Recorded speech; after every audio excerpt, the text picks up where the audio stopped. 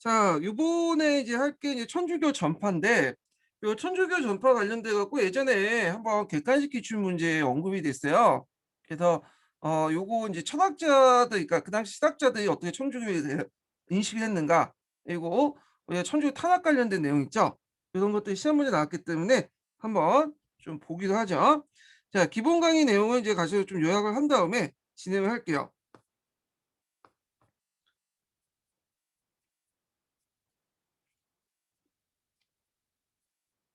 자, 그 천주교 관련된 내용을 한번 보면요. 잠깐만요. 자, 천주교 전파를 보면 천주교라는 학문이 이제 천주교라는 그 종교가 처음에 소개된 게 이제 이수광의 지봉유수야. 그래서 이제 그 지봉유수에서 이제 마테오 리치가 천주시를 이제 소개를 했거든요. 이 전파 과정을 보면 처음에는 이 서학의 한 일종을 이제 들어왔어요. 예, 그래서 학문적인 차원에서 들어왔고 나중에 이제 남인들을 중심해서 종교로 받아들이게 되죠. 우리나라의 천주교 전파 과정을 보면 대개 보면 이제 천주교 전파나 이런 것들이 어떤 선교사들이 먼저 와 가지고 전파를 시키거든요. 근데 우리나라는 중국에 직접 가서 어 자율적으로 받아온 거야. 이게 좀 특징이야. 우리나라의 그 천주교의 그 전파가. 그래서 중국에서 먼저 배워 가지고 자체적으로 신앙 공동체가 만들어진 다음에 나중에 이제 선교사들이 들어온 거야, 외부에서. 그래서 인제 그 이익의 문호를 중심으로 해서 서학의 하나로서 한학문적 호기에 출발해서 신앙으로 이제 수용했는데, 이때는 인제 서학이 원래는 서양의 다양한 학문이라고 이제 인식을 했잖아요. 근데 이제 조선 후기 19 세기 넘어가면서 서학은 곧 천주교라고 인제 인식을 하게 돼요. 천주교로. 그래서 이제 세력 학들을 보면 우리나라 최초로 이제 교회가 만들어진 이승우. 이승우가 인제 교회를 창설했고요. 종조 때죠. 그리고 이 사람은 북교에 가서 서양에서 이제 신부부터 세례를 받게 돼요 요. 자, 그리고 인제 그 시파인 안동 김수석이 장악하고 박해가 완화됐죠. 예. 그래서 19 세기 때부터는 특징인데 뭐냐면 천주교 박해가 여러 번 있었잖아요. 근데 벽파가 집권할 때는 박해를 하고 시파가 집권할 때는 또 좀 풀어 줘. 예. 그런 것들이 왔다 갔다 해요.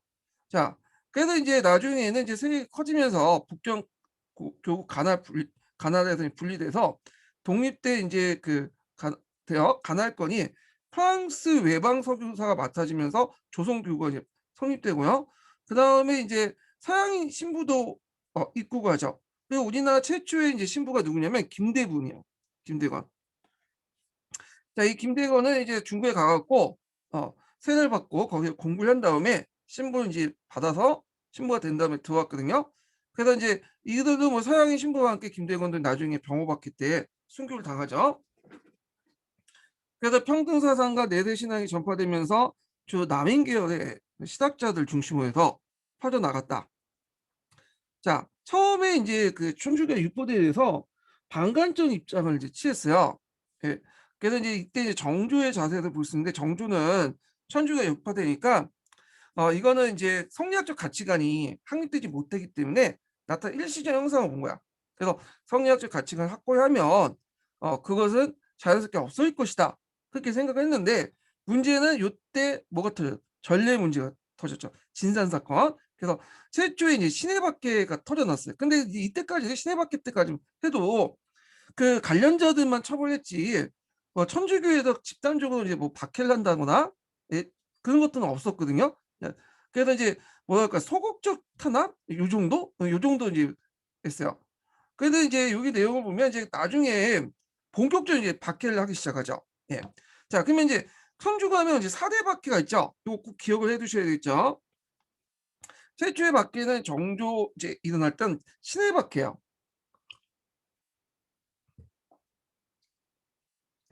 친해봤기 때문에 정부 진산에 윤지춘이라는 사람이 신주를 소각을 했어.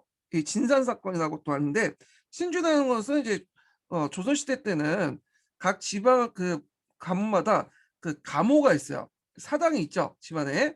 그래 갖고 조상이 죽으면 그 조상의 그 육체는 무덤을 만들어서 모시고요. 그다음에 혼을 신주로 모셔 가지고 4 대까지 제사를 지내잖아요. 근데 이제 되게 중요한 건데, 이걸 이제 소각을 내버린 거야. 자, 그러니까 이제 이거에 대해서 상당히 문제가 생겨 가지고 관련자들이 이제 죽고. 근데 앞에서 언급한 것처럼 신 시내밖에는 그렇게 대규모 탄압은 아니었어요. 관련자들만 처벌시키는 정도만 끝났는데 나중에 이제 신유박해가 일어나죠. 예. 신유박해는 종교적인 박해뿐만 아니라 요게 이제 벽파가 시파를 공격한다는 의미도 있어요. 예. 그래서 인제 요때 이제 신학이 태조된 계기가 되고, 그리고 나중에 인제 항상 백서 사건이 발생이 되는 사건이 되죠. 이건 좀 뒤에 얘기할게요. 그래서 이 신유박해 때 여러분도 알다시피 인제 정승왕후 때가 집권하면서 벽파가 집권하고, 그리고 정약용 형제가 인제 유배당하고 그렇게 인제 하는 과정이 되죠. 예. 그러다가 다시 인제 순조가 인제 친정하면서 시파가 집권을 하잖아요. 예. 그때는 인제 좀 약간 누그러뜨렸어. 그러다가 또 이제 벽파인 평양주씨가 집권하면서 기해박해가 일어나요. 기해박해. 그리고 인제 또 뭐냐면 중간에 병호박해도 있고 잘 알려지지 않지만 자 이런 박해들이 존재하고 있었다. 그리고 이제 마지막 박해가 병인박해죠. 병인박해. 고종 때. 요 병인박해는 좀 나중에 얘기했지만 요때 이제 프랑스 신부와 이제 여러 명의 신자들이 처형이 되잖아요, 절두산에서. 그리고 병인 양요가 일어나죠, 여기에. 그래서 요 관련된 내용이 예전에 기출문에 나왔어요, 여기는. 예. 요거는 요 뒤에 이제 구한말 할 때 좀 얘기를 할게요. 예. 자, 그러면 천주가 들어오니까 신학자의 인식이 뭐냐? 예. 이 신학자들 인식도 천차만별이에요, 이것에 대해서. 요게 예전에 한번 기출문이 나왔거든요, 신학자 인식에 관련돼서. 자, 예를 들어서 신학자 중에 좀 보수적인 사람들 있죠. 예, 이런 사람들은 좀 안 좋게 봤어. 뭐 이익이라든지 신우담, 안정복 이런 사람들이 이제 되게 안 좋게 봤고, 특히 인제 뭐 천주교의 인제 청당 지옥설 이런 개념들은 불교의 고리와 비슷하다. 불교에 보면 인제 연옥이니 극락이니 그런 것도 있잖아요. 그래서 이런 것들은 '세상을 미혹해 한다.' 하면서 상당히 안 좋게 봤어요. 예. 그래서 이제 요거 있는데 요런 내용들 예전에 이제 안정복과 관련된 인식이 있는데, 안정복이 당연히 천주교 배경론자죠. 예. 이익도 인제 배경론이고, 다만 이제 이익 같은 경우에는 천주교는 배격했지만 서학에는 되게 관심이 좀 많았어요, 이 사람들은. 자, 그다음에 수용론자들은 천주교를 아예 그냥 학문적인 창문뿐만 아니라 어 종교화 시켜 갖고 이제 신앙화 시킨 사람이 있어. 대표적인 게 이벽이나 건철신 이런 사람들이거든요. 예, 이런 사람들은 뭐냐면 신앙화 시켰고, 정영도 이 사람도 이제 천주교를 처음에는 신앙으로 받아들였죠. 근데 나중에는 버렸지만, 그래서 이제 그렇지만 그럼에도 불구하고 이 천주교에서 따려온 어떤 서양의 과학과 기술도 적극적으로 수용하고요. 그리고 물론 한때는 이제 천주를 믿었기 때문에 나중에는 배교를 했지만 천주교 평등 사상을 또 수용을 했어요. 어 그런 측면에서 이 정영 사상이 이제 뭐냐면 많이 반영이 됐죠. 그래서 인제 요런 것도 기억을 해 두시고, 그래서 이게 인제 나온 게 상제를 천주로 생각했다. 상제라는 것은 고대 시대 때, 중국 고대 시대 때 그 하늘을 인제 하늘에 대한 인격신이야. 우리 같은 경우에. 그래서 이제 상제해 가지고 인제 인격시적인 모습이 고대 그 중국 고대 사상에 있거든요. 근데 이걸 이제 어떻게 생각하면 천주교의 천주를 생각했어, 하나님으로. 예. 그래서 이거는 천주 시대에도 나오죠.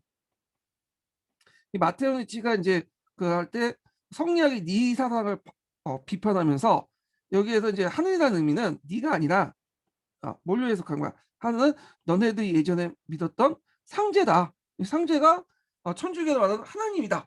가시다. 뭐 이렇게 설명한 거야. 이걸 받아들인 것 같아요. 예. 그래서 이제 저 경우 같은 경우에는 한때 믿었고, 그리고 이제 배교했지만 그 천주교 평등 사상이나 상제를 천주로 인식하는 그런 인식들을 받아들여서 자기 사상에 내면화되었다, 이렇게 보시면 돼요. 자, 그다음 이원적 인식은 천주교 자체는 거부해요. 근데 천주교가 같이 따라온 과학 기술이나 이런 것들은 같이 수용해. 자, 이런 사람들이 이제 뭐냐면 북학파들이 많은데, 북학파 뭐 홍대영, 이동욱, 박지원, 박재가 이런 사람들이죠. 예. 요런 사람들. 그래서 정명 배경론자, 수용론자, 이원적 인식, 요거 좀 기억을 해 두시면 될 것 같아요. 예. 자, 그래서 예전에 한번 관련돼서 그 내용들이 나왔으니까 기억을 해 두시고요.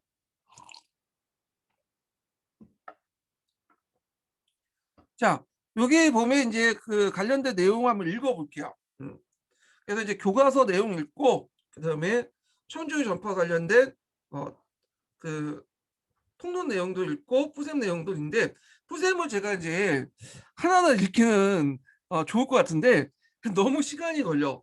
그래서 푸셈은 이제 주기 여러분들이 제가 이제 어디를 짚어 드리면 각자 읽어보세요. 근데 제 생각에는 요거는 이제 조선 후기 때 내용들이나 조선사 관련된 내용은 그냥 교과서나 통론 정도만 완벽히 소화해도, 아니면 거기다 구특강 그 내용들만 소화해도 충분히 다 풀 수 있는 문제라고 생각을 하거든요. 예.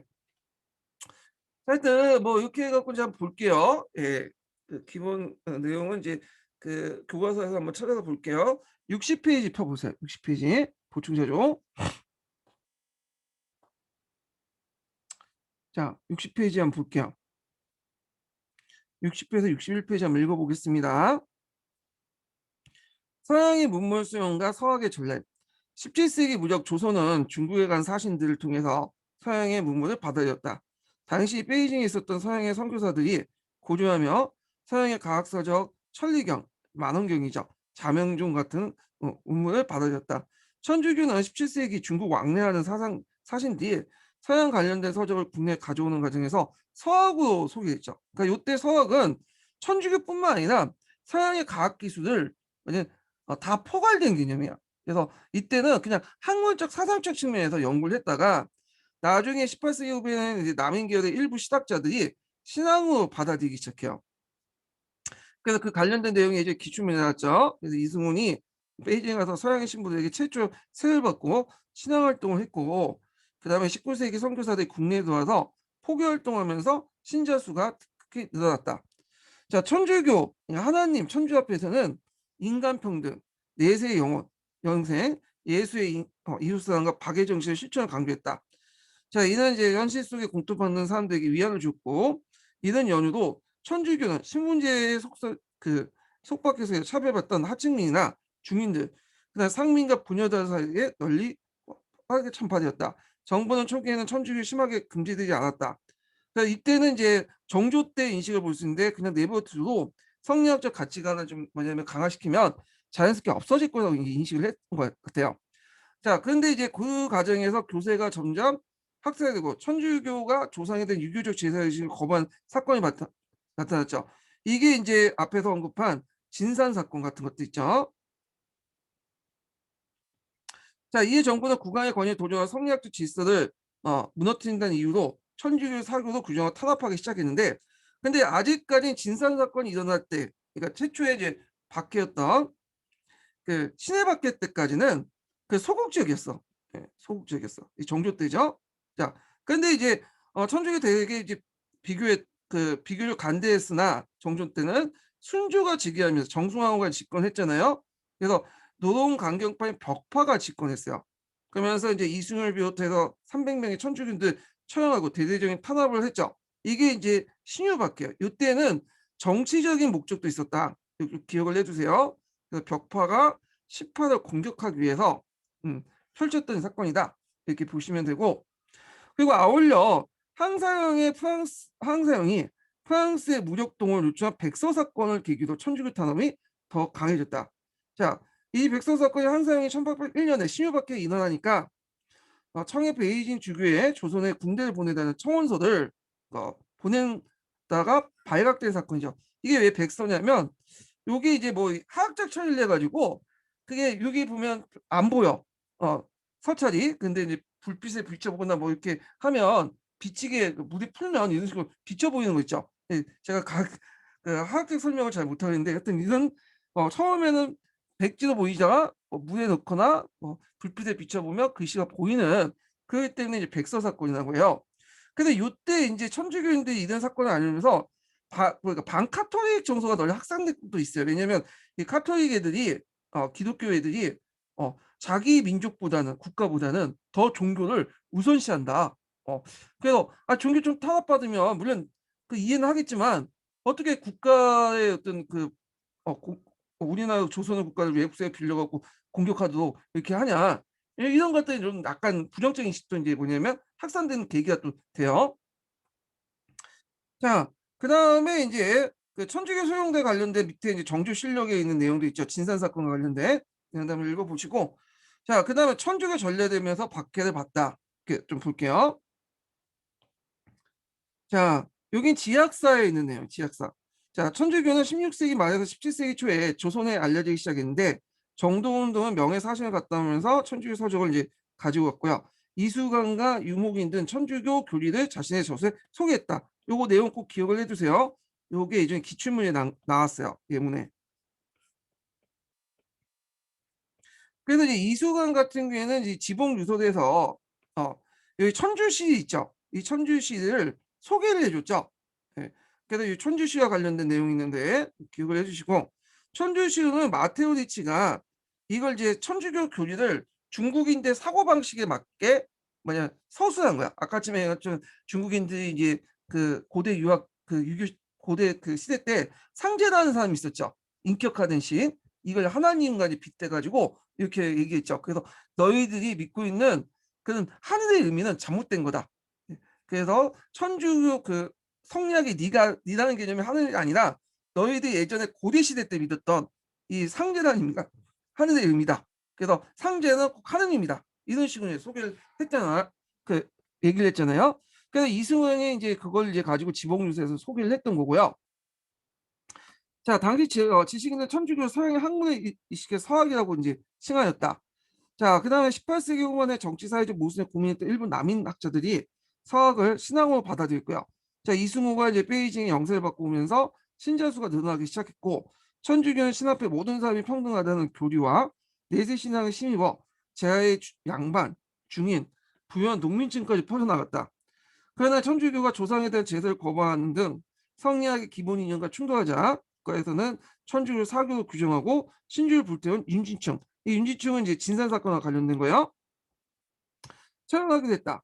자, 순조가 즉위한 후 집권한 노동 벽파 세력들은 정조 때 세웠던 남인들이 탄압했는데 이 과정에서 이제 천주교를 희생했어요. 이때 이제 정조 때 개혁 세력인 근기 남인 세력들 많이 등용을 했잖아요. 근데 이 남인들 중에 상당수가 천주교의 신자거나 아니면 천주교 신자는 아니지만 정영같이 천주를 믿었다 배교하거나 뭐 호의적인 사람들이 많았어요. 물론 주의할 건 남인들이라서 다 천주교를 좋아하거나 신자였던 건 아니고요. 남인들 안에서도 또 천주교 싫어하는 사람도 싫어했어. 이익같이 그런 사람도. 그렇지만 그렇다는 거야. 예, 남인들 상당수가 좀 있기 때문에 이걸 이제 남인들 탄압하기 위해서 천주교를 공격한 거야. 남인들 상당수가 시파죠. 예. 이 과정에 천주교도 희생됐다. 요게 이제 항상 프랑스 군사를 동원해서 신앙의 자유 얻게 되라고 보내다 발각된 사건 계기고, 천주교는 이제 나라를 팔아먹는다라는 인식이 확산되면서 이런 것들의 탄압이 더욱 심해졌고요. 1830년에 독립된 조선교구가 설정되고 프랑스 신부가 들어와 포교를 하자 조정에서 프랑스 신부와 수많은 신도를 처형했고, 그래서 이때 이제 이거 병호박해라고 하죠. 이문영 이제 최초의 이제 그 신부였던 김대균이 순교했다. 자, 이 정부의 탄압을 받으면서 천주교 교세는 계속 확장. 19세기 후반에 신자 수가 3만 명이 늘었다. 예. 자, 그래서 이제 요 내용들 파악을 해두시고, 그러면 이제 통론 내용 한번 읽어볼게요. 자, 19세기 들어와서 유교는 사회 지배이념으로서 위치와 역할을 다른 새로운 사상을 넘겨줘야 할 단계가 됐는데, 이때 이제 앞에서 언급한 민간 신앙 선행이나 천주교 정도 전파 복음, 그 뒤에 얘기했지만 이제 천주교 반대해서 이제 그 동학, 우리나라 종교는 동학이 등장했죠.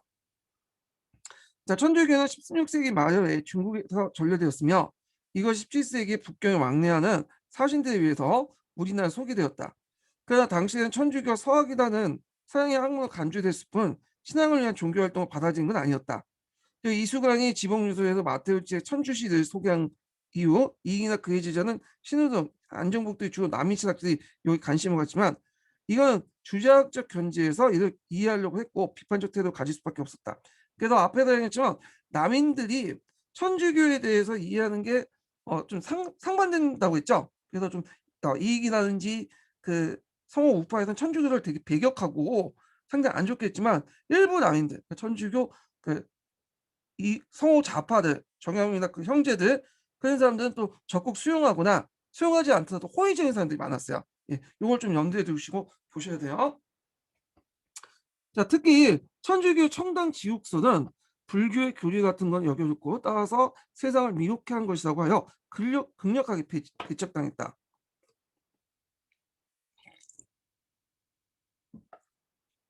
근데 여기에서 주의할 건 여기 남인 신학자들도 일부예요. 일부. 또 일부는 수용했다. 이렇게 기억을 해 두셔야 돼요. 자, 학문적 대상이었던 천주교가 종교 신앙을 수용되기 시작한 18세 후반 영조 말엽이다. 당시 정치 사회적 모순이 해결되고자 고심했던 신학자들 일부가 여기에서 이제 신학자 일부는 남인 신학자 일부죠. 여기 배격했지만 또 한편 정영이나 이런 사람들은 또 수용하거나 이벽이나 이런 사람들도 신앙하고 이렇게 했죠. 자, 그래서 이제 천주교 서적을 읽고 신앙 운동을 이루겠다. 이는 천주교가 근본에 있어서 유교적인 우주관, 사회관과 정면으로 충돌하여 유교의 일륜, 가부장적 가족주의, 신분 계급주의를 배격하면서 왜냐하면 신 앞에 모든 사람이 평등하니까요. 조선 형식을 부정하는 사람으로 받아들였기 때문이다. 자, 그래서 이제 특히 1783년에 이순효가 이제 북경에서 서양 신부부터 영생을 최초로 이제 받게 되고요. 그러면서 이게 이제 그 활발해졌죠. 이벽이나 이가 한같이 비롯해 정약종, 약종, 약용 형제, 그 다음에 이제 건철신, 뭐 일진 형제 등 남인학자들과 그 중인들, 상민, 분효자들 같은 그 학자들이 이제 유포되었다. 김병호 같은 중인학자들 이런 것들이죠. 이러한 이제 천주교 유포에 대해서 정부는 처음에는 방관하는 짓을 취했죠. 그러나 천주교가 교세가 확장되어 이들을 현시세계에 부정하고 군신 부자의 의를 경시하는 정통적 유교 윤리를 혼락해 한다는 데 주목하고 드디어 천주교 사교도 이제 규정에 금령을 내렸는데 이러한 가운데 전라도 진산에서 그 천주교 신자 윤진충이 모상을 당하면서 신주도 불살인 사건이 있어요. 우상숭배라고 해서 자 이에 정부는 윤진충을 처형하고 더 나아가서 홍문관에 소장되어 있는 한역 서양 서적을 소각하는데 천주교 전파에 억제하는데 적극성을 들였다. 그런데 이제 요때까지는 아까 얘기했처럼 정조 때는 좀 간대했어. 윤진충만 처형을 시킨 거야. 그러니까 정조 때는 아직 천주교, 불교나 도교 같은 황당한 유의 학문을 여기고 유교 정치의 심성을 자연스럽게 소멸될 걸 생각하여 극단적 탄압을 하지 않았고 일단 이렇게 유포된 천주교는 교세가 확장돼서 정교 18년 중국인 신부인 주문모가 이 최초로 이제 그 외국인 신부죠. 자 입국가 활동하면서 4천 명의 신도수가 수천 명에 수년에 10,000명으로 증가했다. 그러나 정조 뒤에서 이제 순조가 즉위하니까 이 순조는 이제 되게 어릴 때 즉위했기 때문에 요때는 이제 한 10년 동안은 정승환호가 뭐냐면 출혈천정을 했었고 그러다 보니까 벽파가 집권을 하게 되죠. 그래서 이제 이때 이제 정치 탄압을 시작했는데 벽파가 시파를 공격하기 위해서 시파는 남인 세력들이 많고 남인 중 상당수가 천주교 호의적이나 천주교 신조가 좀 있다고 했죠. 그래서 일으킨 게 뭐냐면 그 신효사옥이야. 두 번째 탄압이죠. 이때 이제 이승효, 이가나 정약종, 주몽호 등 300명의 이제 신도가 처형되고 이 정약종은 이제 정약용의 형인가 동생인가 그럴 거야 아마. 예. 그래서 이 사람은 처형당했어요. 천주교 신자이기 때문에. 그러니까 정약종과 정영 같은 사람도 한때는 천주교 신자거나 호의적이다 이유로 유배를 당했어요. 예. 그리고 이제 요 최근에 그 정약종 관련돼 갖고 시험 문제 된다. 영화 만들었죠. 정약종이 그때 이제 흑상도 유배하면서 자산어보라는 유명한 책을 썼죠. 물고기의 생태나 이런 것들을 정리한 이 자산어보가 요번에 영화로 이제 만들어졌더라고요. 여기에서 이제 자산이라는 거는 흑산도를 어, 자산도라고 불렸어요. 정약종은 흑상도라고 이제 부르면 좀 그러니까 왜냐 유배당하니까 좀 비참하니까 자산도 그러니까 흑산도의 그 어보 그 물고기에 관련된 기록이야. 이걸 이제 뭐냐면 그때 이제 거기에 있는 그 어부하고 같이 젊은 어부와 같이 해서 그 연구하고 기록을 했는데 이 자산 어부와 관련된 내용이 이제 예전에 영화가 나왔기 때문에 이번 년에 한번 문제가 나올 것 같기도 해요. 이 사람이. 예. 자, 하여튼 이 천주교 밖에는 내부적으로 정조 때 정권에 소외됐던 노론 벽파가 남인 소론, 노론 시파에 대한 정치적 공세 일환으로 일으킨 거다. 또 한편으로는 홍경래라는 각종 밀란으로 표현됐던 이 시기의 농민항쟁에 대처하여 공포정치를 강행하고서 외부적으로 천주교를 앞세워서 서양세력 침투에 비롯된 것이다. 요건데 약간 오주가 있죠. 왜 오주가 있을까요? 홍경래 난일 마치 요 앞에 있는 신유사옥의 어떤 그 배경으로 설명을 하고 있잖아요, 지금. 어, 그래서 예전에 저도 인고 공부할 때 그냥 무심코 이제 공부하고 넘어가려고 했는데 어떤 분이 이제 스터디하다가 이거 잘못됐는데 이렇게 얘기를 하더라고요. 왜 잘못됐을까요? 홍경래 난이 그 배경에 시기가 안 맞죠. 예. 그래서 홍경래 난은 그 1811년에 일어났어요. 이게 1826고 이거는 신윤사옥은 1801년에 일어났죠. 10년 뒤에 일어난 거야. 그러니까 이거는 배경이라고 말하기는 그렇죠. 이거는 틀렸어. 사건이 역사적 팩트가 안 맞는 거예요. 예.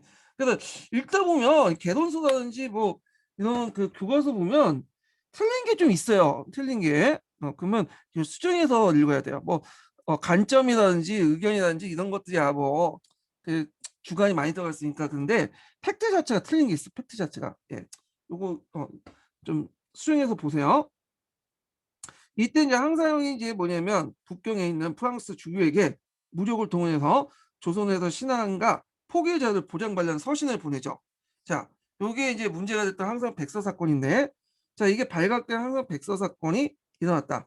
자, 이러한 그 천주교 외세 위존의 반국가적 행위는 조선 정부를 더욱 자극시켜 천주교 박해를 보다 가혹하겠다. 그러니까 항사형 백서 사건의 결과죠. 그래서 천주교는 나라를 팔아먹는 사람들이다. 이런 인식이 이때 이제 형성이 되기 시작한 거야. 예. 자, 그 다음에 이제 그 천주와 관련된 내용에서 이제 그 뿌셈 내용 이렇게 좀 볼게요. 항상 백설 사건 좀 한번 더 볼까요? 예. 뿌셈 보기 전에 58페이지 잠깐 펴보세요.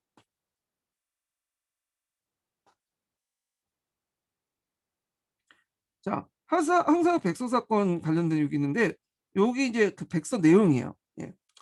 자, 전선 수백 천가 정예병사 5, 6만 원 얻어서 대포 등 예리한 무기를 많이 싣고 우리나라 해변에 와서 국왕에 보내기를 우리는 천주교를 목적으로 온 것이지 재물을 탑하러 온 것이 아니고 선교사 용납하여 받아들여야 해주소서 뭐 이렇게 있는데 이 내용이 알려지니까 외국과 내통할 군대를 끌어든다는 명목으로 천주교를 대한 탄압이 더 가중되었다. 이거 기억을 해주시고 자 그러면 뿌센 관련된 내용 418페이지 잠깐 펴보세요. 418페이지.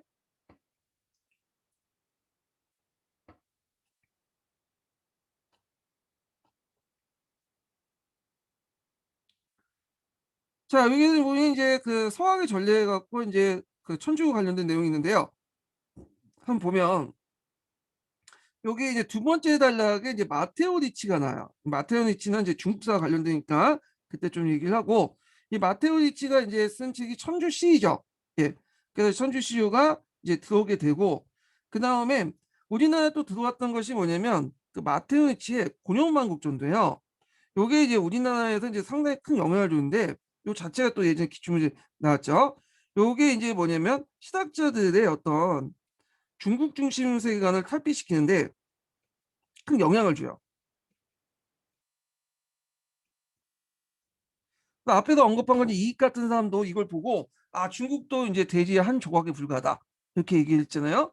그래서 이런 그 지리학적 인식에서 중국을 예전에 중시를 봤는데 이게 이제 그 중국도 하나의 여러 국가 중 하나다 그 인식함으로써 역사관이라든지 그런 것도 영향을 줘. 그래서 중국 쪽의 세계를 타파하는데 큰 영향을 줬던 것이 그 공영만국전도예요. 이거 꼭 기억을 해주시고 그 다음에 이제 그 인조 9년에 명나라 사신을 다녀왔던 정두원이 그 뭐 천리경, 자명조, 뭐 서양화포 이런 것도였고 그다음 마테리치의 이제 뭐냐면 그 각종 천문서와 직방 외기를 도왔다는데 요 직방 외기도 예전에 한번 시험 문제 나왔어. 그냥 마테오 니치가 만들어진 그 공영만국 전도 이후에 만들어진 거예요. 예. 그래서 예전에 어떤 시험 문제가 나왔냐면 2010년도에 직방 외기가 공영만국 전도에 영향을 미쳤다. 이런 내용이 있거든요. 근데 이게 틀려. 왜냐 시기적으로 직방외기는 공영만국 전도 이후에 만들어진 거예요. 그래서 직방외기도 좀 기억을 해주세요. 이것도. 예. 자, 뭐 이런 내용도 있고 그 다음에 이제 소현세자나 뭐 이런 사람들이 아담세가 이제 친분을 세워갖고 서양 문화를 이제 가지고 이제 기구를 했는데 그 연료식 기술을 가지고 오니까 그, 그 누구야 인조가 이제 열받으면서 너가 어떻게 서양의 청나라 물건을 가져온다 해갖고 벼룩을 던져가지고 그 맞아 가지고 죽었다는 그 야사가 있죠. 예. 자, 그래서 인제 있고 그다음에 인제 두 번째 다음 단락 보면 여기 보면 이제 서양 문물이나 한역 서약서와 함께 이제 천주교 이제 서적도 들어왔는데 앞에서 얘기한 좀 이수경이 지붕 요소에서 마테오 디치의 천주시를 소개를 했다는 거. 그다음에 이 사람도 인제 그 천주교에 대해서 이익 같은 천주교에 대해서 좀 관심이 있었어요. 예. 그래서 서적이나 제자를 소개했는데 관심만 가질 뿐이고 이 천주교에 대해서 부정적으로 부정적 근데 우리가 인제 보면 어떤 사실을 안다고 해서 그걸 꼭 긍정적으로 받아들이는 건 아니잖아요. 예. 그래서 마찬가지 이익도 그 이런 것들을 알기 위해서 그냥 학문적으로 받아들인 거야. 그렇지만 천주교를 종교적 차원에서 상당히 싫어했어. 예. 그래서 인제 그가 이제 한 말이 인제 있는데 이거는 한국 통론에 있죠. 그는 천주를 실제하는 거 보고 "서학의 교리가 불교처럼 허망하다고 부정적이었으며 세계에 대한 새로운 지식과 최신과학 기술의 성과에는 매우 호의적이었다." 그러니까 약간 부정적이죠. 이 천주교들. 근데 서학에 대해서는 좀 긍정적인 태도를 보였다. 그래서 이제 서학을 통해서 얻은 천문 지리 의식은 하위 구분의 얽매인 중국 중심의 국가에서는 과학적 세계관을 제공했다. 그래서 이익 같은 경우는 천주교의 부정적이었지만 서양 과학 기술에 대해서 뭐냐면 상당히 이제 호의적이었다. 그래서 이걸 통해서 중국 중심의 세계를 극복할 수 있는 것들을 이제 마련했다. 이렇게 보시면 되겠죠. 자, 그다음에 인제 그 밑에 인제 그 성어학과 관련된 내용이 있는데 이거 한번 각자 읽어 보시고 예. 자, 그리고 중국에 이제 통해서 서학에 대한 호기심이 돋으면서 그 호종 때 서양 역법인 시현역이 시행됐다. 요거 꼭 기억을 해 주세요. 예. 왜냐면 조선 전기 때 그 대표 역법이 뭐예요? 칠정산이었죠. 근데 조선 후기 때는 칠정산보다는 이 시현역을 많이 사용했어요. 예. 요거 꼭 기억을 해 두시고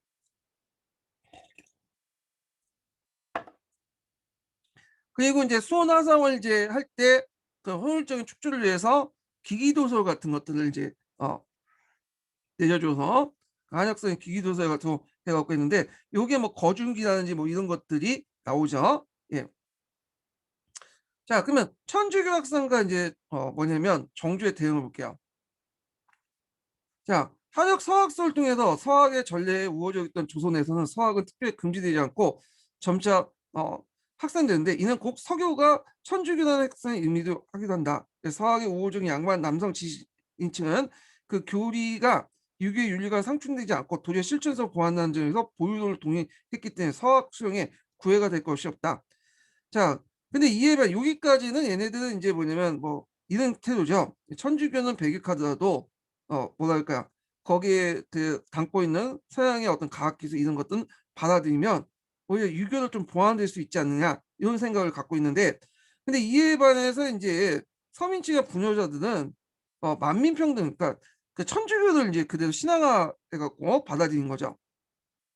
신앙 공동체와 현세 불령 이상적인 사후생의 청당성 같은 천주교 신앙에 경도되었다. 그래서 인제 요 내용도 있고요. 그래서 요 내용에서 인제 쭉 있고 뒤에 넘어가서 뭐 여러 가지 있는데 요건 각자 읽어 보시고 마지막 단락을 인제 좀 볼게요. 예. 이 쭉쭉 다음 단락을 좀 볼게요. 예. 자, 요게 이제 내용을 보면 이게 딱 많은데 중국에서 처음에 인제 뭐냐면 들어왔을 때 이건 중국사 관련된 얘기예요. 처음 예수의 선교사들이 왔잖아요. 그 예수의 선교사들은 예전에 조상의 숭배를 하는 거 중국인들이 이제 전례죠. 요 전례를 인정해 줬어. 예. 그래서 인제 이거는 우상 숭배 아니라고 인제 생각해서 인제 그걸 인정했는데 나중에 들어온 도미스크파나 뭐 프란치스크파 이런 사람들이 인제 뭐냐면 이거 뭐냐면 동양인들이 믿고 있는 그 재상 숭배는 다 우상 숭배다. 이렇게 꼬발리니까 그 당시에 인제 뭐냐면 그 교황이 그 금령을 내렸어. 그래서 "천주교인들은 절대 제사를 지내지 마라."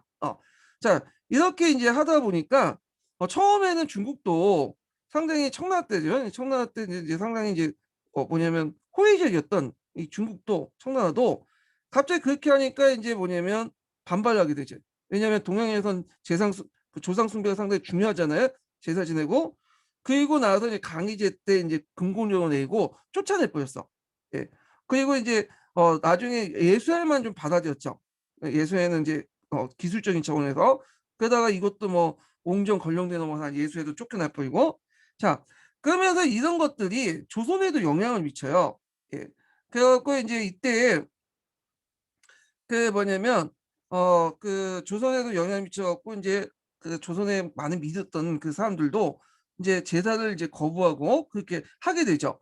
자, 그러면서 인제 1791 년에 무슨 사건이 일어나요? 진산 사건이 일어나죠. 요 내용이. 제사 숭배 거부, 전례 문제가 인제 일어나는데, 자, 요 내용을 볼게요. 요 각자 이 구체적인 내용을 다 읽어 보세요. 이거는 뭐 시간 되실 때 읽어 보는데 요 그 가장 구체적인 내용까지 나올 가능성이 거의 없으니까 그거 건너뛸게요. 자, 정영국의 이중 사촌으로서 그 영향으로 서학을 수행했던 윤진층은 모친의 장례 후에 종혁 권사원과 상의해서 제사를 폐지했던 집안의 신주를 다 불타었죠. 이들은 남인내 그 공소파의 홍남에 의해서 조정이 알려졌고, 요 남인내 공소파들은 좀 천주교에 대해서 부정적인 거예요. 남인들도 이제 천주교 호의적인 사람도 있고 상당히 부정적인 사람도 있다고 했죠. 자, 그러면서 이제 서학의 우호적인 체제공치의 남인을 제거할 수단을 활용했다. 그러니까 윤진철과 권사형은 끝내 배교를 거부하다가 대명률에 이제 사술 금지 조항이 입각해서 처형이 됐고요. 근데 아직까지는 앞에서 이제 얘기한 것처럼 어 여기까지는 그 당사자만 처형하는 방식으로 했죠. 그래서 요거 있고 좀 그래서 이제 쭉 읽어 보시고, 자, 그다음에 세도 정권의 척사 정책을 이제 볼게요. 자, 순조를 대신해서 이제 수령천정한 정승왕후는 벽파 정권은 정조 때부터 강력한 척사 정책을 주장했던 사람인데, 이 벽파가 이제 집권을 하자마자 정조의 사도세자 충황 시도에 호응했던 노론, 소론, 남인 세력들. 그러니까 사도세자 충황이라는 것은 사도세자가 왕이 아닌 상태에 죽었잖아요, 뒤주에서. 근데 이제 정조는 그걸 안타깝게 생각해서 즉 어느 정도 자기가 정권이 이제 완성화되니까 사도세자들 장조인가 이렇게 해갖고 이제 추앙을 했어. 그러니까 왕으로 이제 받든 모셨던 거죠. 그래서 이제 요런 그 18세들과 그 배어의 이제 은엄과 홍남의 왕실 측근들을 제거하려고 했고, 그다음에 이제 그러면서 인제 뭐냐면 순조 1년 벽대 정승왕후는 벽파하고 연결됐죠. 이 벽파 어 안동 김씨 그러니까 연결됐죠. 그래 갖고 이제 사학을 언급하면서 자 누이치 않은 자에게 만역죄를 적용할 것이며 오가작동 또는 이제 철저히 실시해서 신자들 색출하도록 명했다. 그러니까 오가작동법은 원래는 어떤 목적으로 인제 했냐면, 주로 이제 세역을 이제 피하는 사람들이 많으니까 그 연좌제 임의로 인제 실시했는데, 조선 후기 때 들어가면 세역이나 군역을 이제 접박하기 위해서 인제 한 게 아니라 일종의 천주교 탄압 수단을 한 거야. 그래서 오가를 하나 묶어 가지고 그 안에 천주교들 한 명만 나와도 묵인해 줘도 처벌받는 거야, 연좌제에 가서 같이 묶어 가지고. 그러니까 이제 서로 신고하게 만드는 거죠. 자, 그래서 이제 정조와 달리 이제 사학세력들 인제 그 천주교 세력들 엄히 단죄하겠다 선언했다. 자, 이를 계기로 해서 이제 벽파 정권은 정치적으로 목적을 띠면서 체제국 남인과 연결된 사학 세력들을 척사의 명분을 이제 엄하게 처벌해서 사혹을 일으켰다. 그 결과 천주교 신앙을 고수하거나 핵심 지도층을 활동했던 정약종이나 최필공, 홍남인, 이승호 이 사람들이 처형되고요. 그다음에 건철신, 이간환 이 사람 신문 도중에 옥사했고, 배교한 것이 분명한 정약전과 정약 형제들은 유배했다. 자, 이렇게 이제 그 신육사옥은 그 순조 초반에 한국과 결부되어 진행된 정치적 목적이 시작됐다. 이게 제일 중요하죠. 그러니까 종교적인 것이었지만 실질적으로는 시파가 이제 벽파가 시파를 공격하기 위해서 했다는 거. 자, 그래서 이제 요 내용도 좀 기억을 해 두시고요. 그다음 그 밑에 이제 항상이 이제 그 백서 사건이 나오죠. 예. 그래서 요것이 인제 좀 기억을 한번 봐 두시고, 그다음에 이제 쭉쭉 넘어가 갖고 왜군 신분 이제 처형 사건들이 쭉 나와요. 그래서 요것도 인제 각자 읽어 보세요. 요거는 아까쯤에 했던 것들. 그리고 자, 요거 내용들이 쭉 있는데 너무 많아. 그래서 이렇게 있고, 그래서 여기 관련된 내용들을 쭉 보시면 될 것 같아요. 그래서 앞에서 언급한 것처럼 이제 푸셈은 중요한 것들만 언급하고 이제 넘어갈게요. 너무 내용이 많아 갖고 하나하나 읽기가 좀 그래. 예. 이 점 양해해 주시고요. 자, 그다음에 인제 동학의 발생을 보죠. 동학. 예. 자, 동학은 시험 문제는 이제 그 동학 발생보다는 뒤에 이제 동학 농민운동 관련돼서 시험 문제 많이 나오죠. 자, 하여튼 이 동학은 서학에 반대한다는 의미에서 동학이 인제 그 체제주의에서 창시됐는데, 요거 한번 내용을 한번 교과서에서 찾아서 읽어 볼게요.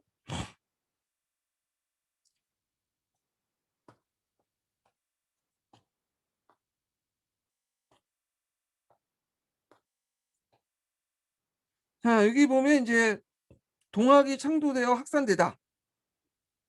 교과 내용 한번 읽어 보면요. 자, 19세기 중엽부터 삼등 문란이 폐해가 극에 닿았고 전염병이 유행되면서 농민의 생활이 더 어려워졌다. 그래서 또한 서양 세력들 접근 후 위기감이 커지고 있었고, 이런 상황에서 이제 농민들 사이에 각종 예한 사상과 비기, 도창설이 유행했고, 아까 이제 정감론이 널리 퍼졌다고 했죠. 그리고 어떤 사람은 이제 불교의 미륵 사상 이런 것도 의지하겠는데, 자, 이 무렵 이제 경주 출신의 몰락 양반 잔반이었던 최재우가 동학을 창조했어요. 그는 천지개벽에 의해 새로운 시대가 온다고 예언했다. 또 평등주의에 내세워 반사의 차별과 노비제도를 폐지하고 여성과 어린아이들의 인격을 존중해야 된다고 했다. 동학은 유별수 내용은 이제 종합되고 거기에 주문과 부적 등 민간 신앙 요소를 담겨져 있어 민중들이 쉽게 받아들일 수 있었다. 근데 이 동학의 교주였던 최재호는 혹세무민, 세상을 뭐냐면 어지럽게 한다 이후로 처형됐죠. 예. 근데 이 나중에 이제 이 그 최재우의 뭐냐면 시원을 억울한 점을 풀어달라는 운동이 있었죠. 이게 교조 신호 운동이죠. 이 교조 신호 운동은 상당히 중요해요. 근데 여기서는 그냥 조선 후기 때 관련된 내용이니까 넘어가고, 나중에 인제 구한말 관련돼서 강도 갈 때 좀 더 얘기를 하고요. 근데 이 동학을 창시한 건 최재우지만 동학을 정비하고 확산시키는 데 큰 역할을 했던 것은 최시영이에요. 최시영. 이 사람이 이제 동국대전이라든지 그다음에 용담유사 같은 책을 썼죠. 요거 외워 두셔야죠. 이 최시영은 그들 몰라요. 예. 그 최재우의 그 머슴이었다고 하죠, 이 사람이. 그래서 그들 몰랐지만 이 조직화시킨 능력, 그 지혜나 이런 것들은 되게 뛰어났어. 예. 그래서 밑에 있는 사람들이 다른 사람들이 많겠죠. 그래서 인제 이들 사람들 시켜 가지고 동경대전과 이 용담유사를 이제 편하게 했는데, 동경대전은 인제 뭐냐면 한문으로 구성돼서 지식인용이야. 그러니까 용담유사는 좀 민중들에게 접근하기 위해서 인제 만든 교리죠. 한글로 적혀 있고. 자, 그래서 인제 그 동학 자체가 천주교에 반대를 했긴 했지만 그 천주교의 또 신앙을 또 많이 수용했어요 또. 예. 자, 하여튼 뭐 있고, 요거는 천주교 동학은 기본 교리나 그 수용 계층, 신앙을 받아들이는 이유의 차이가 보인다. 그러나 두 종교는 공통적으로 모든 기존의 질서를 수긍하지 않고 사회 질서를 수긍하지 않고 새로운 세상을 이제 지향했으며, 이 때문에 지배층이 탄압을 받았고요. 특히 동학의 평등 사상, 개혁 사상은 사회 변화 운동의 인접적 기반을 작용해서 개항 후에 사회 변동에 큰 영향을 끼쳤다. 이렇게 이제 기억을 해 주시면 되고, 이 동학 자체는 앞에서 언급한 것처럼 사상보다는 동학 농민 운동에 주로 나와요. 요거는요. 그러니까 요기에 초점을 맞춰서 보시면 되고, 요거는 이제 한국 근현대사 강조할 때 좀 더 할게요, 요 부분은요. 자, 그러면 인제 통론을 좀 볼게요, 통론. 자, 통론 내용을 보면, 자, 조석이 이제 사상계의 혼란 속에 나타난 또 하나의 움직임은 동학의 발생과 유행이다. 자, 동학은 매우 강력한 민족주의 성격을 가지고 있죠. 그러니까 동학 말 자체가 서학에 반대되는 이제 천주교에 반대된 말에서 나왔기 때문에, 그 경주 지방에 몰락한 양반 최재우가 창시한 걸로 주로 지방의 농민층을 중심으로 전국에 퍼져나갔다. 당시 서양 제국주의 침략과 위협에 천주교 유포에 대한 대외적 위기감을 고조되는 가운데, 최재원은 양반 사회 유교 사상을 극복하고 서양 열강의 정신적 병에 천주로 대응하고자 유불선 상교를 융합하여 새로운 종교를 개최했는데, 주의할 것은 천주교 사상도 은근히 여기 들어가 있다는 거야. 예. 그래 갖고 여기에서 인제 하여튼 새로운 종교를 개최했고, 동학이라는 명칭 자체도 서학, 그러니까 천주교에 대응한다는 의미에서 붙여진 거다. 자, 또한 동학은 윤리적이고 초세속적인 종교였다. 우선 이 교리 내용을 보면 당시 민심을 반영하여 인심이 곧 천심이다. 인내천 사상 있죠. 어. 그래서 인내천 사상을 기본으로 하였고, 그다음에 동양의 정통적 경청사상, 하늘 숭배하는 사상과 밀접히 관련돼 있고 그 가운데 운수관도 포함돼서 청운수환론, 뭐 인도가 천도에 합치된다. 그러니까 하늘 인간의 어떤 의지, 도가 천도 하늘의 뜻과 일치한다는 이런 도덕론을 핵심에 이룰 수 있다. 그래서 천운에서 순종, 천도에서 합치 같은 모든 인간은 군자가 될 수 있으며 이런 것들 점에서 일체 신분 계급을 지닌 평등사상을 추구했다. 그래서 동학이 주로 농민 즉 핍박받는 피지계층 사이에 열렬하게 신봉되었기 때문이다. 내용은 또 이 때문이다. 자, 그러나 일반 농민은 종교부터 이러한 윤리적 측면보다 현실 구복적인 것도 있죠. 그러다 보니까 이제 동학은 질병의 치료나 기능에 대한 예언, 그 민간 요소를 이제 뭐냐면 흡수했어. 그래서 여기 보면 동학 같은 경우는 부적이라든지 이런 걸 또 강조해요. 예, 이런 것도 좀 기억을 해두시면 되고, 그 다음에 또 이제 그 뭐냐면 교리를 정비했다고 했잖아요. 그래서 동경대전이라든지 그다음에 용담유사 이렇게 있는데 이 동경대전이라는 것은 이제 주로 지식인층을 의식해서 이제 만든 거였죠. 주로. 그다음에 호자 이제 일반 대중은 용담용사 한글로 이제 된 거죠. 이렇게 해서 나눠서 종교 경전도 만들었어요. 자, 하여튼 이런 것들 좀 기억을 해두시고 그 밑에 뭐 동학의 귀신각은 이제 귀신을 섬기고 귀신의 기도 파악했다. 그래서 주제학적 기초학과 접합했다 있는 내용인데 이건 각자 보시고요. 자, 그래서 이제 이 동학 관련된 내용은 나중에 제가 이제 동학 농민 운동할 때 좀 할게요. 요거는 그냥 이런 게 있구나 하고 이제 넘어가시면 돼. 예, 요거는요. 그리고 동학과 관련된 내용이 502페이지에 있거든요. 502페이지에 있는데 요거는 뭐 동학 교리원 이제 학장 과정인데 요거는 그냥 각자 읽어보세요. 502페이지에 포샘이 있는 내용인데 제가 봐도 뭐 그렇게 나올 가능성도 별로 없고 요 부분은요. 동학 농민 운동할 때만 좀 자세히 좀 할게요. 다만 이제 동학 관련돼 갖고 두 가지 흐름이 있는데 요것만 좀 언급할게요. 푸셈에도 그 내용이 나오는데 요거 뒤에 내용을 좀 이야기해서는 좀 필요하니까 이게 동학은 두 가지 흐름이 있어요. 두 가지 흐름. 하나는 이제 현실 타협적이고 종교 지향적인 성격과 그다음에 정치 사회 개혁적인 성격을 가지고 있어요. 이게 두 가지 흐름이 있는데 자, 이거 저 이거 칠하지 마세요, 여기 주석에다 이렇게 칠하면 이게 뜨거든요. 네. 자, 그래서 현실 타협적이고 종교적 지향적 성격은 이제 보면 1980년 최시영 있죠. 최시영은 그 뭐냐면 종교 집회 신원 운동 있죠. 교주 신원 운동할 때 되게 종교 지향적인 그러니까 정치에 간섭하지 않고 사회 어떤 개혁이나 이런 것들 간섭하지 않고 그런 중인데 이에 반해 또 동학교단 정치 사회적 개혁을 추구하는 사람이 있어요. 그 대표적인 게 이제 이필재 같은 사람이죠. 이필재. 영의 작별을 일으켰던 대원군 때 일으켰던 건데 이런 두 가지 흐름이 동학이 만들어질 당시부터 있었다는 거. 그리고 이게 1890년대 동학농민 운동이 나올 때도 이게 나타나는데 최시영이 이끌었던 이제 지도부죠. 예, 북적. 예.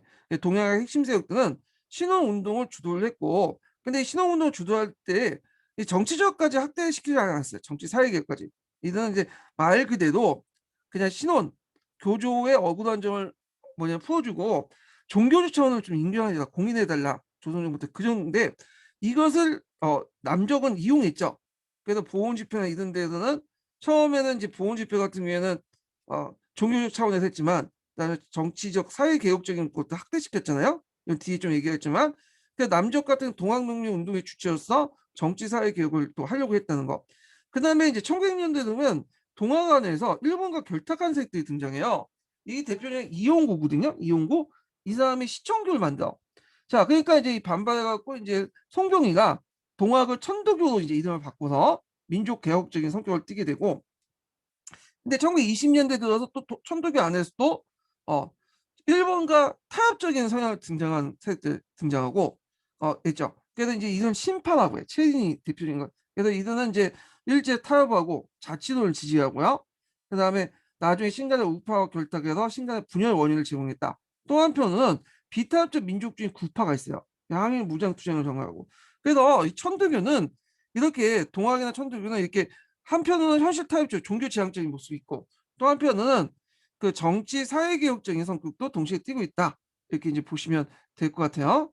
요게 안 지워지네요. 빨간색이. 예. 자, 그래서 누가 여기 친하신 것 같은데 요거 건드지 마세요. 예.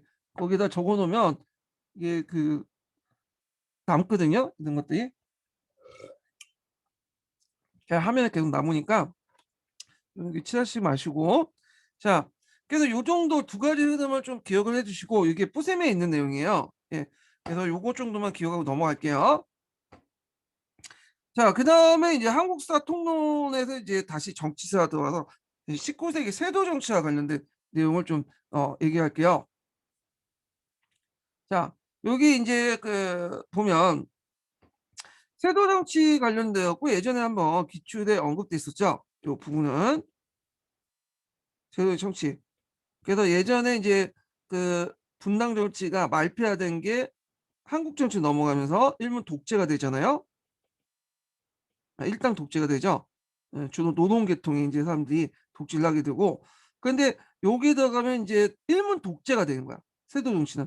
아예 일당이 아니라 몇 개 가문이 인제 뭐냐면 그 정치 권력을 인제 장악을 해요. 이제 상호 견제나 이런 것들이 다 파괴됐어. 그래 갖고 일문 독재로 넘어간다. 예. 그래서 인제 요 내용들 좀 기억을 해 주시면 될 것 같아요. 예. 그러다 보니까 인제 정치가 개판이 된 거죠. 예. 자, 그럼 세도 정치가 19 세기 때 일어났는데 왜 이 세도 정치가 됐냐면, 뒤에 인제 왕들 순조, 현종, 철종이 되게 어린 나이에 즉위했거나요. 그래 갖고 성인이 돼서도 정치에 관심이 없거나, 좀 이제 철종 같은 사람은 이제 강화도령해 갖고 강화도에 유배됐다가 은원군의 증손자 좀 되죠. 그래서 이제 들어온 사람들이야. 그러니까 정치를 잘 몰라. 그러니까 이제 외척의 정권을 독단을 하는 세도 정치가 일어나요. 그래서 이 세도 정치의 의미 좀 기억을 해 두셔야겠죠. 세도 정치라는 것은 종래 일당 정제마저 총선되고 특정 가문이 권력을 독점해서 가문 일본도의 정치 형태로서 정권의 사회적 기반이 교대될 뿐 아니라 분당 지의 완전한 파탄을 의미한다. 예. 세도 정치의 정의 좀 기억을 해 주세요. 자, 그러면 이제 그 내용을 이제 볼게요. 세도 정치의 직접적인 계기는 1762년 사도세자의 사사 사건을 둘러싸고 시파와 벽파에 대해서 이미 마련됐다. 당시 나주개서 사건을 계기로 일당 전제 추세를 보였던 현재 노도는 영주 25년 이래에 대리청정을 해왔던 세자가 소원과 남인 측에 가까이 하니까 세자를 모함에 사삭했고, 이를 놓고 세자를 동정한 시파와 그 죽음을 당연하게 여기는 벽파로 분열됐고요. 자, 그래서 이 시파는 이제 세자의 외증인 홍보관과 중심으로 했고, 벽파는 영주의 외증인 어 구기주 김기주를 이제 중심으로 해 갖고 했으나, 결국에는 외척 간의 분열이 대립되어 비롯된 것이다, 이렇게 있는데, 시파의 중심이 뭐 홍보관이라는데 이건 좀 잘못된 것 같아. 예. 왜냐하면 세자의 외척이었던 이제 홍보관조차도 벽파 쪽의 사람이에요. 예, 오히려 홍보함이 세자의 뭐 사도세자의 죽음을 이제 뭐냐면 방조했거나 아니면 적극적으로 이제 도와줬다, 뭐 그런 선이 있거든요. 예. 그래서 이제 요거는 이제 해공공 혹시 나중에 자기 외척 집안들 보면 이제 정조가 이제 즉위하면서 그때 사도세자의 죽음을 감행했던 많은 사람들 죽였잖아요, 보내고. 그래서 인제 나중에 인제 자기 집안이 완전 폭삭 망하게 돼. 그래 갖고 해공공 씨가 사도세자 죽음에 "우리 집안은 관련이 없다." 쓴 것이 한중론이거든요. 근데 여기는 마치 인제 시파가 홍보와 관련된 것처럼 이렇게 돼 있는데, 요거는 좀 약간 잘못된 내용인 것 같아요, 제 생각에는요. 예. 하여튼 시퍼와 인제 벽파의 대립 속에 신격계 왕에게 쓴 정조는 세손 때부터 자기를 보호했던 홍경을 이제 크게 이제 신임해서 즉위 이후에 도승진 임명을 한동안 정권을 이루는데, 이때 인제 세도 정치의 조짐이 나타났죠. 근데 홍경은 이제 곧바로 몇 년 있다 4년 있다 잘리죠. 내쳐지고 숙청당하고. 그러나 인제 정조는 곧 친정 제도를 이제 체제를 수립하면서 수입되었고, 따라서 홍콩의 세도는 일시적인 형상에 그치고 말았으며, 이후에 왕권 강화로 시파와 벽파의 대립도 표면되지 못했다. 앞에서 얘기한 좀 정조는 이제 정치를 어떤 특정한 세력들에게 몰아주는 게 아니라 시파든 벽파든 남이든 소론이든 노론이든 상당히 다양하게 등용해서 균형 정치를 했죠. 심지어 자기 반대파라고 생각한 벽파조차도 자기의 편으로 끌어들여서 이용을 했잖아요. 예. 자, 근데 정조의 승화와 함께 왕권이 급격히 약화되고, 이에 따라 영종조 때 강력하게 왕권에서 숨을 죽이고 있던 정쟁은 다시 시파와 벽파의 대결로 포면했다. 정조는 나이 어린 순조를 지게 눈앞에 두고 아직도 왕씨 외치고 강고하게 남아있는 벽파세 의식에서 18의 김조선을 왕에게 보좌도 유명하였다. 보좌하고 이제 죽었다는 거죠. 근데 이제 일단 순조가 지게 아니라 벽파의 영조 계비 그 김씨가 그 수연청정을 하게 돼요. 예. 그래서 이제 이 영조는 이제 김씨는 정승왕후죠. 정승왕후는 이제 영조가 원래 어 왕비가 있었어요. 첫 번째 왕비가. 근데 사이가 별로 안 좋았다고 하죠. 그래서 영조가 이제 그 왕비가 죽었는데 이름은 기억 못 하는데 그 왕비가 죽고 나서 그다음에 그 영조가 한 60대 정도 나이에 거의 자기 손녀뻘에 그 뭐냐면 어 사람을 왕비로 받아들이죠. 이게 정수왕후야. 그러다 보니까 정수왕후가 나이는 이제 그 학년은 할머니뻘 되지만 실제로는 사도세자보다 해공공씨보다 나이가 어려요. 예. 자, 하여튼 이 사람이 이제 대왕대비라는 이름으로 발을 쳐놓고 정치를 하게 되는데, 자, 이때 이제 누가 우세냐면 벽파가 우세했어요. 벽파가. 오히려 벽파 우세에서 이들은 18의 천주교임을 이용해 신유사업을 일으켰고, 이들 가운데 김조선은 순조의 국국이 되어 자신의 정치 기반을 마련하는 데 성공했다. 그래서 이제 여기에도 김조선은 18 쪽의 사람이거든요. 이 사람은 정조 때 그 10하고 그 다음에 또 이제 뭐랄까요? 그 개혁 정치를 할 때 주도적인 사람이었어요. 개혁 정치를 하는데. 근데 나중에는 이제 세도 정치의 어떤 어, 원흉이 됐긴 했지만 그때 당시에는 근데 이제 이 가운데 벽파가 우세한 가운데서 이제 식파로서 살아남았어. 김조순이. 왜냐하면 이 사람은 이제 장인의 그 국왕의 장인이기 때문에 자 결국에는 수연천전이 끝나고 나서 벽파를 안동하면서 안동김 씨의 세도 정치가 시작된 거야. 이 안동김 씨 세력들은 원민은 우리가 이제 안동 그 영남 쪽에 있는 안동김 씨가 아니라 요거는 그 안동김 씨 일부가 서울에 정착을 했어요. 그 세력들 얘기. 그러니까 지금 그 뭐랄까 경상도에 있는 안동김 씨가 아니에요. 이 사람들은. 자, 그래서 이제 이 김조선 때부터 이제 세도 정치가 이제 시작됐고 현종 때 풍양조 씨가 이제 세도가로 넘어갔다고 되었는데 학자들은 과연 그 헌종 때 풍양조 씨가 세도권 그 세도 권력을 장악했을까라는 의문을 표하는 사람도 있어요. 그때 주요 관직들 보면 대부분 풍양조 씨 세력들이 아니라 안동김 세력들이 많았거든요. 뭐 그냥 여러 가지 설이 있는데 하여튼 이때는 또 벽파로 넘어갔다고 봐요. 그냥 요거는 뭐 의문점이 있긴 있지만 일단 그리고 이제 벽파가 있을 때 이제 또 박해가 있었죠. 춘추 박해가. 예. 자, 철종 때 들어와서는 또 강화도령을 모셔다가 또 뭐냐면 안동기주가 세력을 이제 장을 하고 자, 그런 과정에서 이제 뭐냐면 특정 가문이 정권을 장악하기 시작했다. 이렇게 기억을 해 두시면 돼요. 자, 그럼 두 번째 인증번호 알려드릴게요. 두 번째 인증번호는 15번이에요. 네, 두 번째 인증번호는 15번입니다. 자, 하여튼 순조, 혈종, 철종의 3대 60년 동안 세도 정치 아래 왕정과 왕권의 명목하에 지내지 않았고 하물며 종시대 정치는 처지는 말할 나위가 없었다. 이들은 안동 김씨의 눈치를 보아가며 지내었고 때로는 김씨 일족을 공박하는 종실도 있긴 했지만 곧 처형되거나 유별당했다. 자, 이런 형사에서 일반 양반들의 신사는 더욱 비참했다. 자, 이제 정권은 일개 왕실의 외척에 사용이 되었고 유교적 일당 관료 정치는 파탄을 이뤘다. 자, 그리고 일당 전체에 들면서 과거제도 이제 물려나가기 시작했죠.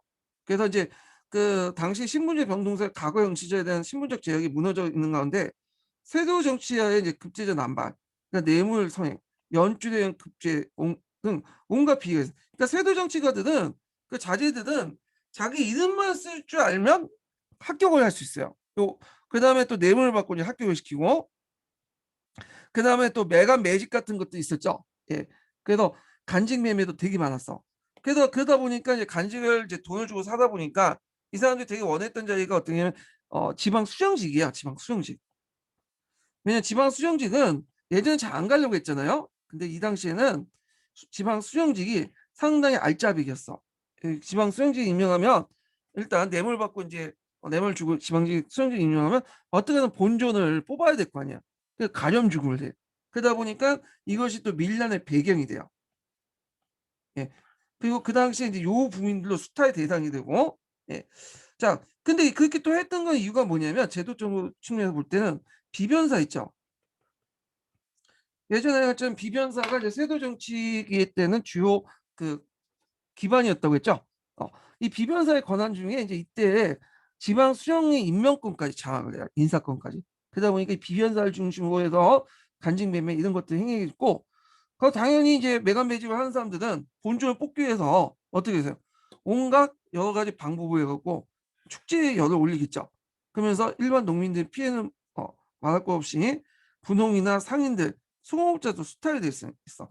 예전에는 18세기 때까지는 분홍도 요구민 이런 사람들은 좀 약간 그 항전에서 본 것처럼 어 그 수령하고 결탁을 해 갖고 작부제에서 인제 여러 가지 어 그 이익도 챙기고 그랬잖아요. 근데 19세 초중반 넘어가면 수령이 직접 징수제로 바뀌면서 이제 싹 약탈의 대상이 돼요. 약탈의 대상. 약탈의 대상이. 자 정부는 이러한 정치 사회적 난맹상을 대해서 속수무책했다. 다만 암행어사를 파견하여 수종이나 서리들의 부정을 탄압을 탄압을 이제 촉발하기도 했지만 근본적인 어떤 체제적인 모순들을 이제 비롯한 부조리를 일시적인 조치에 척결될 수 없는 것이었다.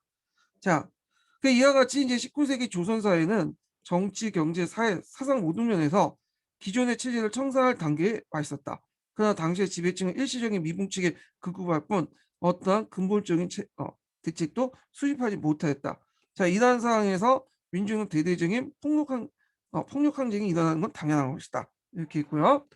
자, 그다음에 이제 160페이지 8페이지 잠깐 펴 보세요. 예, 보세요. 세도 정치와 관련된 내용 한번 읽어 볼게요. 예.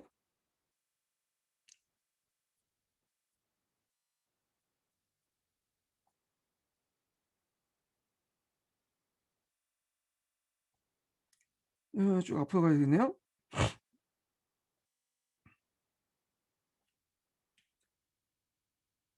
자, 군주들이 주도한 이제 세도 권력 외척 이제 그 세도 정치 볼게요.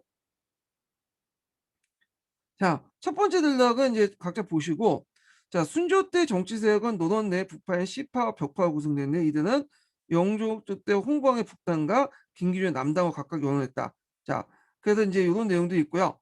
그다음에 이제 순조 주기율 이제 벽파는 정조 때 후반 정치에 이제 정조의 이제 탕평 정치 일시 호응의 태도를 변경하여 그 영종조 때까지 영주의 대의리를 대변했던 정수왕의 수령청정 기대에 권력을 장악했고 이에 발표한 정주의 이모의례 이제 포함했던 서유린계의 노소론과 최종훈 남인의 의리병통 세력들 정적제공 차원에서 대거 출처하거나 처형을 통해서 전국 운영의 일대 파란을 일으켰다. 자, 더 나아가 벽파는 정조가 순주비 김조선의 따님을 내정한 국군까지 저지하는 무리수를 시도하다가 저지당하기도 했다. 자, 그다음에 이제 벽파의 무리한 전국 운영은 정조 때 정착된 탕평의 인사 원칙과 사회 정치적 기반을 부정할 뿐만 아니라 정치 세력 간의 신의 역시 뿌리부터 흔들었다. 이로 인해 벽파는 노론 시파뿐만 아니라 지배층의 어떤 반발을 초래하게 됐고 벽파의 후원자였던 정수왕후는 순주에 친정했다는 천년 이후 재차 수령천전 시도했다가 시파에 의해 저지하고 얼마 후 서거당했고요.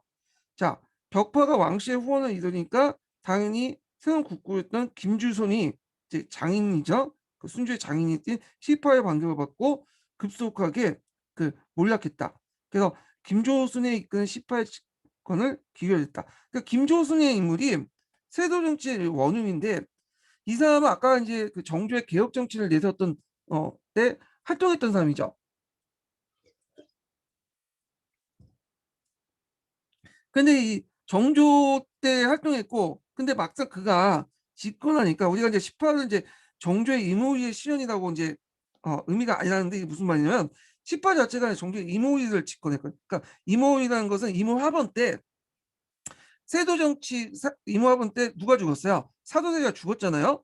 어, 그것에 대해서 영조의 뜻이 잘못됐다고 주장하는 사람들이야. 그래서 이제 정조와 사도세자의 의리를 강조하는 그런 사람들인데 김주순이 정조의 측근이었고 그리고 이 사람이 이제 개혁 정치를 젊었을 때 했지만 막상 그 사람이 집권을 하자마자 어, 이제 정조의 임의는 그냥 포괄적인 얘기고 실질적으로는 자기 권력을 탐하는데 뭐냐면 몰두했다는 거죠. 근데 또 이 김지순이 또 약간 약삭빠른 게 뭐냐면 대놓고 막 탄압 자기 이익을 챙기지 않았어요. 조용히. 예. 그리고 상당히 예의를 갖춰가면서 그렇게 했죠. 그러다 보니까 이게 오히려 더 무서운 거야. 어 그러다 보니까 사람들이 김조순에 대한 경계심이 없어지게 돼. 근데 김조순은 그걸 이용해 갖고 이제 뭐냐면 자기가 이제 천천히 자기 내부에 권력 구조를 만들어내기 시작한 거죠. 그리고 그 아들 손자 때까지 계속 권력을 뭐냐면 재생산을 하게 돼요. 뭐 이런 내용도 있는데, 자 요거 이제 각자 읽어보시고. 예.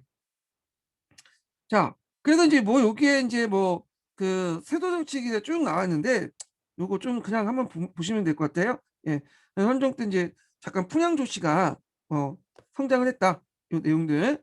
그래서 요거 내용도 있고, 그다음에 철종 때 안동 정치가 넘어가서 안동 김씨가 다시 넘어가고 등등 있는데, 요거는 각자 읽어보세요. 요런 건 제가 이제 다 읽기는 좀 그러니까 이런 게 있구나, 이런 게 있구나 하고 소개만 시켜드리고 넘어갈게요. 자, 그다음에 수치 체제 문란을 좀 볼게요. 이제 통로에 넘어가서. 자, 수치 체제 문란은 이제 예전에도 한번 2차 예전에 논술형 문제인가? 15년 기출문제 나왔던 거야. 삼정의 물량 관련된 데서 예전에 나왔고, 그다음 02년인가 01년에 한번 기출에 언급됐었죠. 예. 그래서 나오는 부분이 많은데, 자, 요 삼정의 물량 때문에 나중에 뭐가 일어났어요? 예, 우리가 임수 밀란이 일어났잖아요. 농민봉기가. 자, 이 수치의 물량을 보기 전에 이제 그 교과서 내용 한번 읽어볼게요. 자, 몇 페이지 펴보시냐면 보충자 18페이지 펴보세요.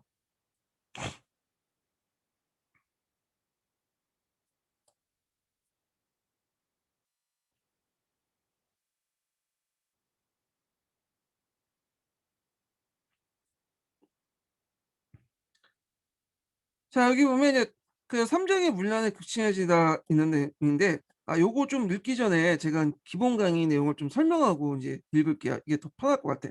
예. 삼정의 문란. 삼정의 문란이 잠깐만요. 여기 있네요. 자, 삼정의 문란은 여러분도 알다시피 이제 세 가지 문란이 말하죠. 정정, 군정, 항복. 요거. 그래서 19세기 때 밀란의 주 원인이었는데, 자, 정정은 뭐냐면 토지세와 관련된 거야. 토지세, 지세. 근데 요때 이제 비총제를 실시했잖아요. 그래서 비총제는 일종의 총액제 일환이죠. 그래서 정부가 각 도마다 할당을 시켜주면 정세를 그걸 다시 관사가 군 단위로 이제 또 할당을 시켜줘요. 근데 이제 그때 흉년을 이제 와서 이제 감해줘야 되는데 제총을 이제 정하죠. 그러니까 흉년이 들었을 때 그 만약 깎아줄 수 있는 총액을 정해줘요. 근데 실제로 흉년에 심한데도 불구하고 제총 수가 그만큼 할당을 해줘야 되는데 홍련에 비해서 재총수가 적어요. 그럴 경우에는 이제 재총을 깎아준 액수가 뭐냐면 적을 수밖에 없죠. 그러니까 어떻게든 이제 홍련에 들어도 그 할당량을 메꿔야 되기 때문에 또 재총은 적고, 그러다 보니까 어떻게 돼요? 그냥 여러 가지 또 부작용이 일어나는 거야. 그래갖고 이 할당량을 채우기 위해서 백지징세, 경작을 하지 않는 땅이나 이런 걸 항무지에 징수를 하거나 이런 것도 있고, 그 다음에 부족분을 도결로 다 징세를 하는 그런 분도 있고, 숨어 있는 땅도 있고, 자 이런 여러 가지 문제점이 나왔다. 그다음 군정도 이제 문제가 있죠. 군정도 예전에 설명했을 거야. 군정도 군총제를 실시했어요. 이 당시 총액제니까. 그리고 이제 이정법까지 연대 책임까지 이제 뭐냐면 부과를 하죠. 공동납제 해가지고. 자, 그리고 이제 앞에서 나온 것처럼 군총제도는 이제 지역 단위 군총제 실시하죠. 그래서 수용들이 플러스 알파 더 걷어 자기가 뭐냐면 자율적으로 결정할 수 있는 그런 징수 예액보다는 3호속이다 해갖고 플러스 알파 더 걷으면서 여러 가지 문제점이 나나. 자, 그래서 죽은 사람한테 걷는 백골진폭, 그다음에 애한테 걷는 항골청정, 그다음에 이웃이 도망가면 도망가는 인징, 뭐 이정법 같이. 그다음에 친척이 더면 족징. 그다음에 마감죄 일시불 징수한다든지. 그다음에 이제 간년차 60세 면역자에게 나이를 더 줄여서 또 징수한다든지. 뭐 이런 군종의 문제점이 일어나요. 그다음 항곡은 앞에서 이제 그 당시에는 부세화가 된다고 했죠. 그래서 10분 모해동이니 3분 모해동이니 하면서 조선 중기 때부터 이 항곡의 이자 수익이 지방 세수로 쓰이는 게 아니라 중앙의 재정에 편입돼 갖고 중앙 재정의 주요 부분이 돼요. 그러니까 지방의 어떤 재정이 고갈되잖아. 그러니까 그 지방 재정을 또 메꾸기 위해서 항곡에 여러 가지 문제점이 일어나죠.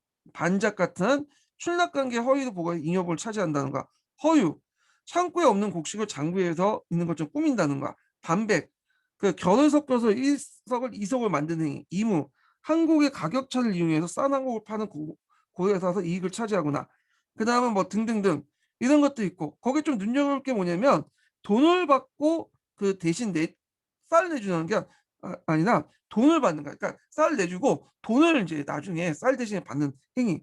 자, 근데 이거는 뭐 문제점보다는 그 당시 시대적 어떤 추세에 어, 반영했다고 보시면 되겠죠. 자, 하여튼 이런 그것도 있죠. 반작, 뭐 허유, 반백, 이무, 가분 이런 것들이 예전에 역교동 기초문에 나왔어요. 역교동 기초문.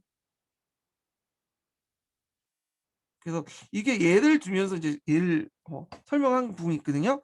그래서 이거는 한국과 관련된 것이 아니라 그때 뭐 정정과 관련된 그 문제점이다 해갖고 땡 해갖고 틀린 오답으로 나오는데, 한국의 문제점 요거 쓰라고 하면 요거 한 두세 가지 적어갖고 쓰시면 될 것 같아요. 예.